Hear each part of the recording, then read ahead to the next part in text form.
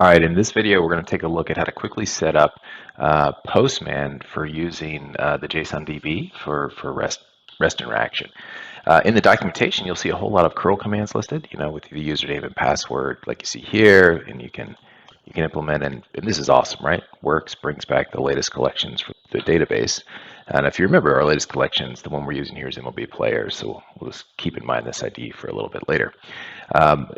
So that's great, but what if you wanted to use Postman? How do you go about doing basic authentication? The first thing you do is going to go in and create a new collection, and we'll call it the access. And then down here, you're going to choose basic auth.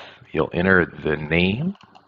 So ours is search demo. The name of your workspace schema in this case, and obviously you can add other users, but by default it'll be the name of the schema.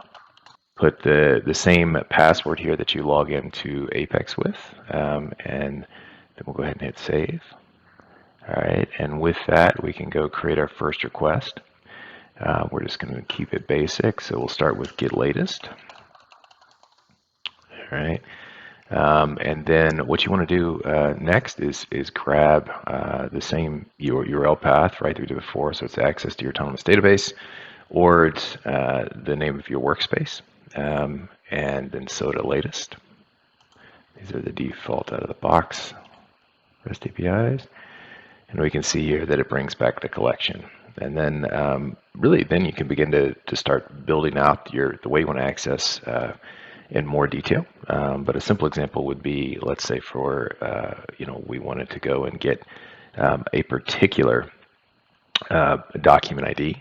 This is kind of the syntax there.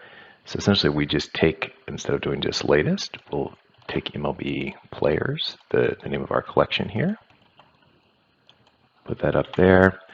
And then I said, remember that doc ID earlier, so we'll go back here, we'll just grab the ID of the document, and we can put it in there, hit send.